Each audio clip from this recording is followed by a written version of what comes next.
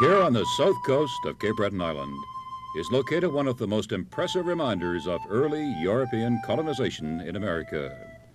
Built by the French to defend both their fishery and the mouth of the St. Lawrence River stands Lewisburg, the mightiest French fortress in America.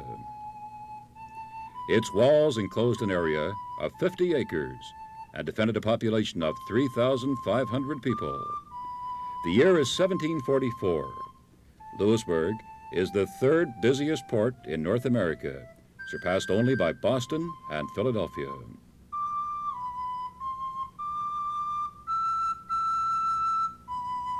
The buildings and the streets are laid out in well-planned town blocks. The town is dominated by the barracks of the King's Bastion, where the soldiers and the governor himself reside. The barracks also house a chapel, which is the town's principal place of worship.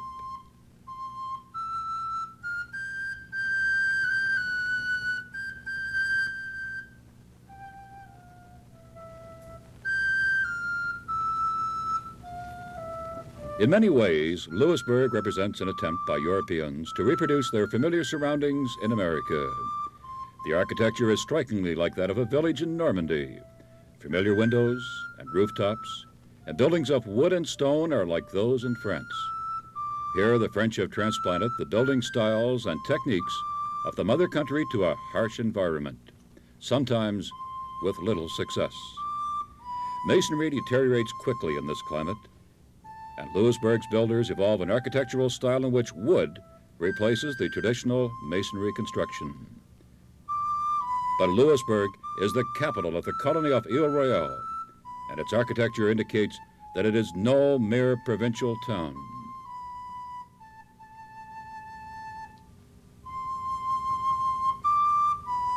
The beautiful Dauphin Gate,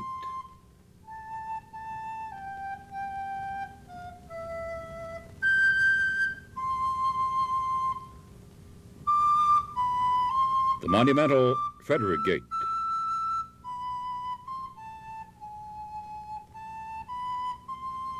and the imposing barracks of the King's Bastion all indicate the importance of this fortress town.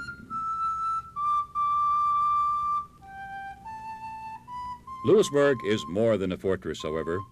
It's the home of merchants, tradesmen, officials, and their families, as well as clergymen and soldiers. Between 350 and 500 soldiers are on regular duty here. These troops are members of the Compagnie Franche de la Marine and are a familiar sight at their guardhouses in the blue and white uniforms. In addition, there are 150 Swiss soldiers hired by the King of France to defend the colony, and a company of artillerymen who wear red uniforms and consider themselves to be better than the Marine troops. Life is difficult for all the soldiers, and pay is low.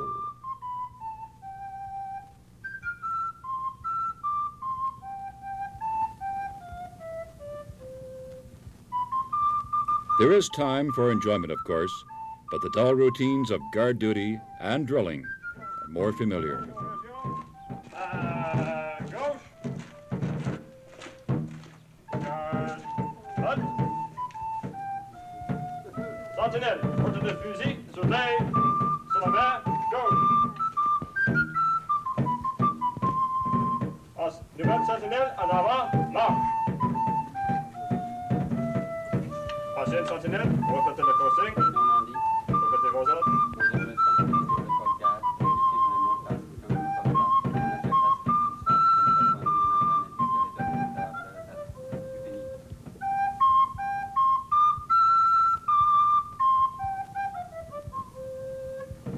Demi-tour à gauche. Garde, en avant, marche. Revision, à droite. Gauche. Gauche. Gauche, droite.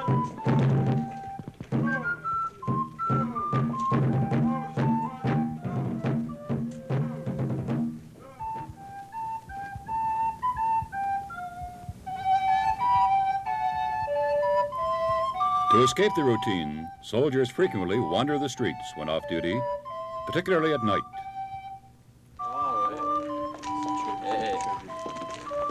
Oh, t'es belle.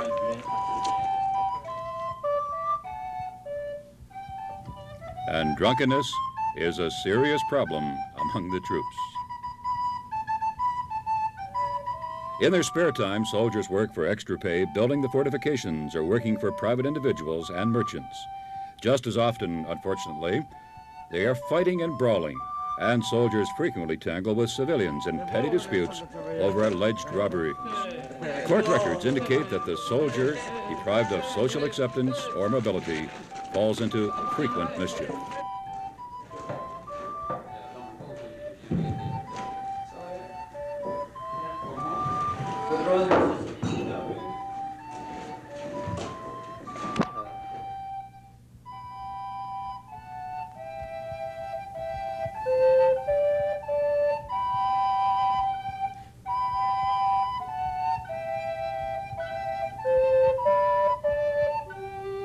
The soldier's life is marked by long periods of boredom, which encourage thievery, inattention to duty, and harebrained escapades that lead to trouble with the law. One need only visit the barracks and see the squalid conditions in which soldiers live to understand their behavior. They sleep two to a bed, frequently containing vermin.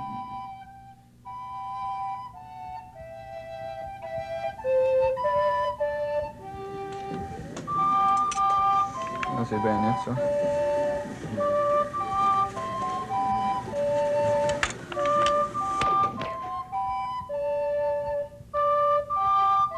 The rooms and living arrangements of officers, even sergeants, are better. Officers can avail themselves of better food and utensils and dine in finer surroundings in the barracks.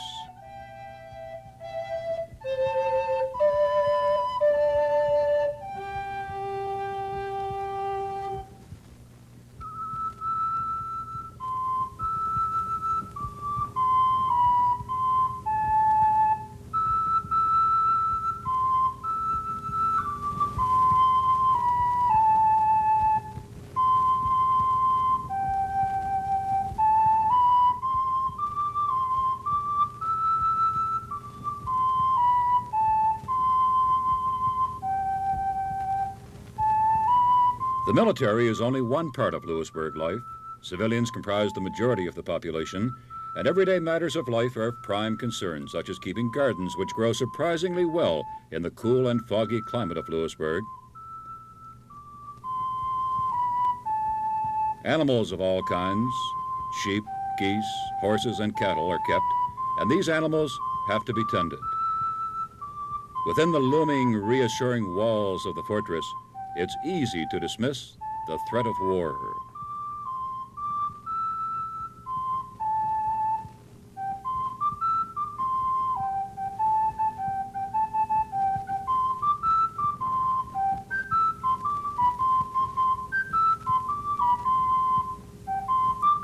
The daily routine of civilians varies with the social class to which a person belongs. There are sharp distinctions between the different classes. Servants associate mainly with each other and busy themselves with household concerns.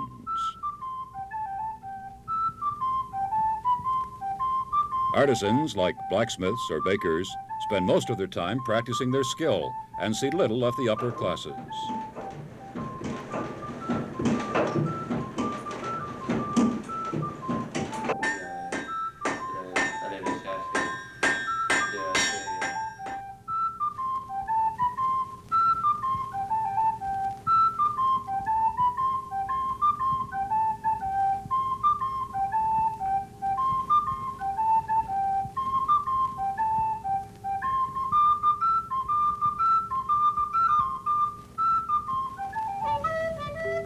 The various classes enjoy themselves quietly or in more active but simple diversions such as gambling or dancing.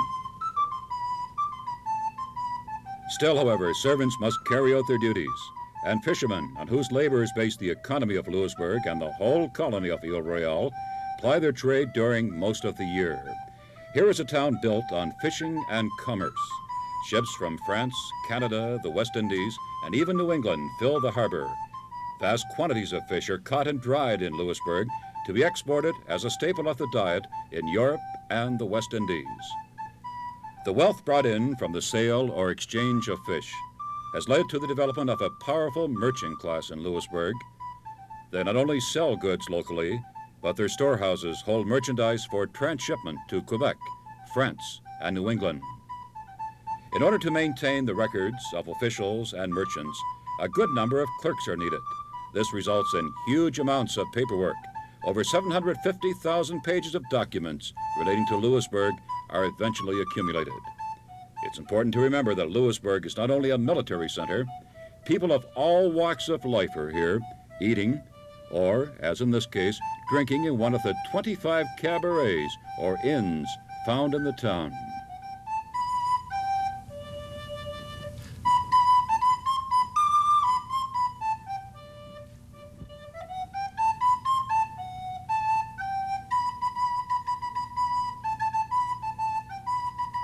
People live and die here, and in some cases, land in prison.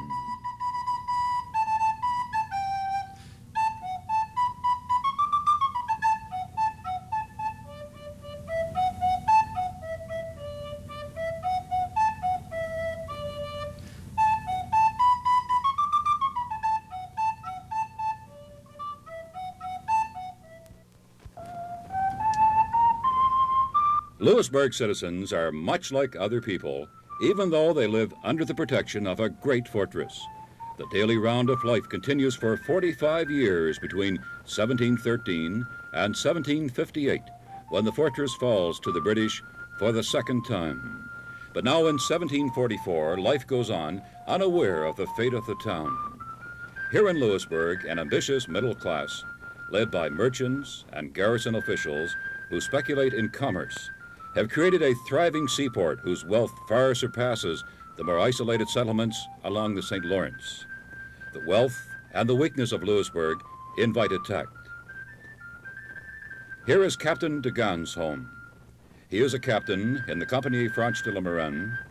An Acadian, he was an early settler in Lewisburg and has built himself a comfortable wooden home. His garden provides a good example of gardening techniques of the period, and his wife, children, and servants tend it daily as their source of fresh vegetables.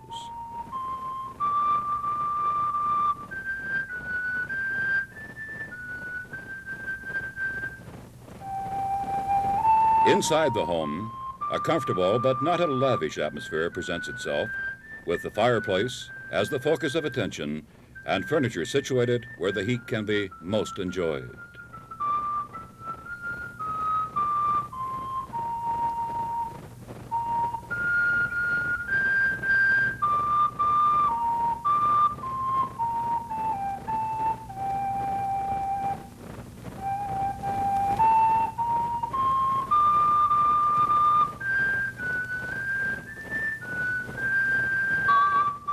A notch above Captain de Gane socially are administrators like the engineer, Etienne Verrier. He has planned the town along 18th century lines and has supervised construction of the fine gates and monuments. Verrier's home is of course grander than that of de Gane. His large garden is beautifully planned and maintained.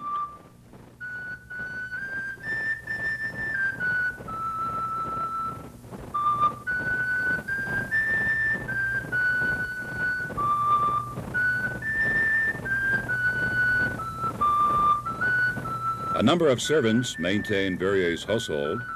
A good deal of their time is taken with cooking and maintaining a fire, which is important for heat and food preparation.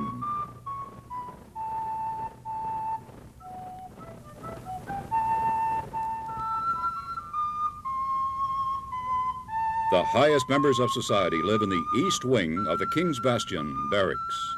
They are the governor and his household.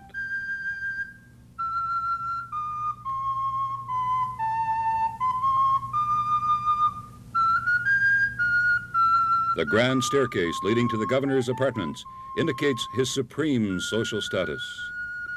He shares this portion of the barracks only with the highest-ranking unmarried officers who live in the rooms nearby.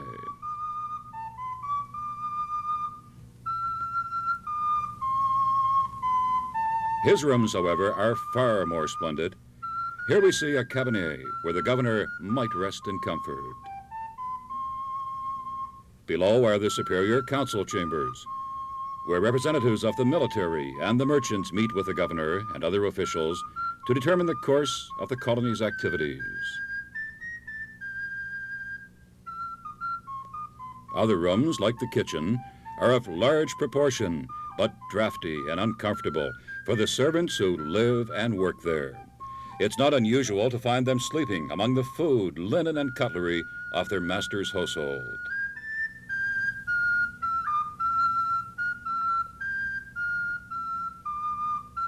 Upstairs, the governor's salon is the scene of entertainment for the governor and select members of the upper class who enjoy the amenities of civilized life almost on a par with France. Since Lewisburg is on the sea, furniture, clothing, and even luxuries like books are easily acquired.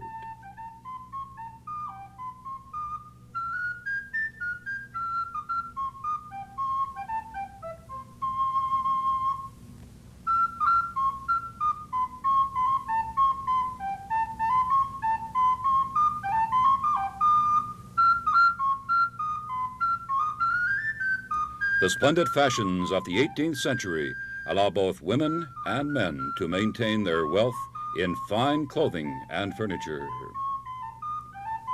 Life could thus be quite enjoyable in this atmosphere.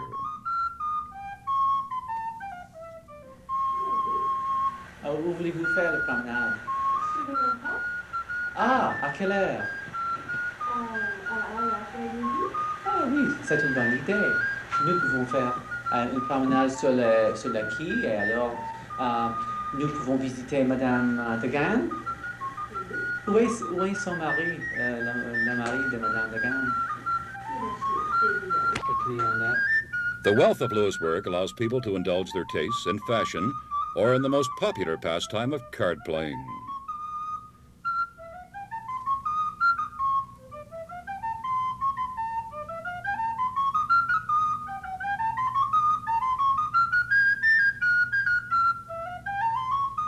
Fine wines are available from France, and over 35 types of wine are imported. Communication with France is relatively easy due to Lewisburg's location on the sea, and ships arrive frequently from abroad.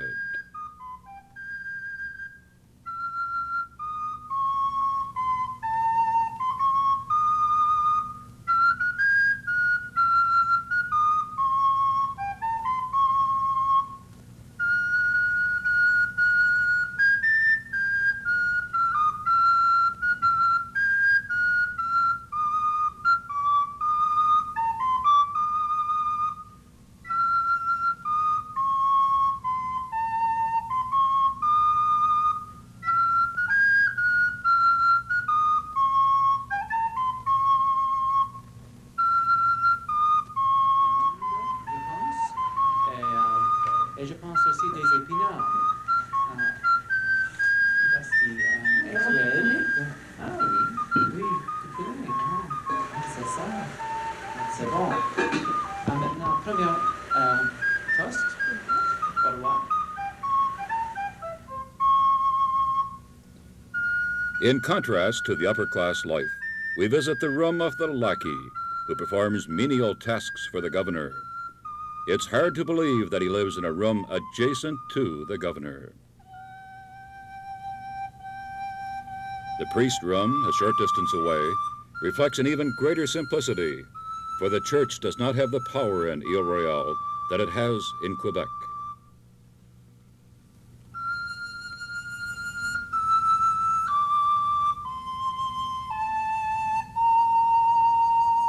Although the priest lives simply, the chapel, where the town's population worships, is of beautiful proportions and decoration, dominated by a portrait of King and Saint Louis IX of France.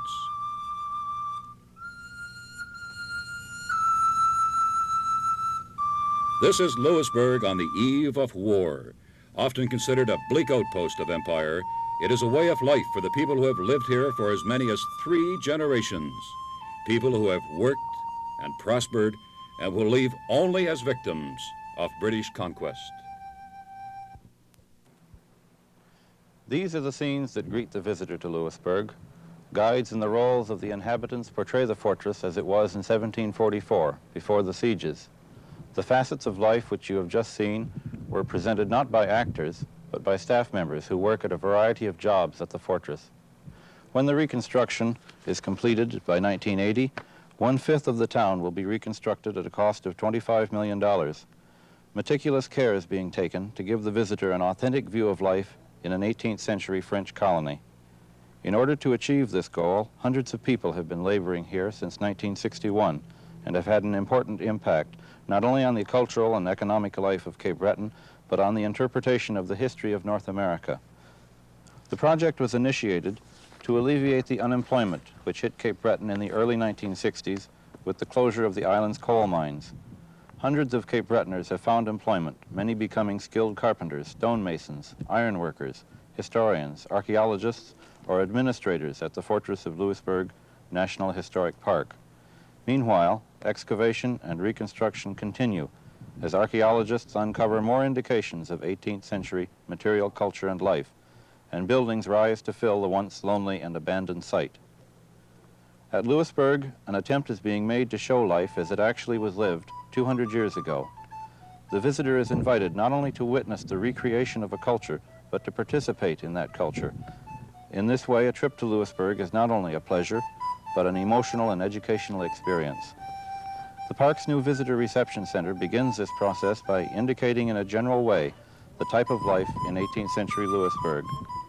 From there, the bus ride from the visitor center to the fortress is a trip back in time, where the visitor experiences a way of life in many ways so different from our own.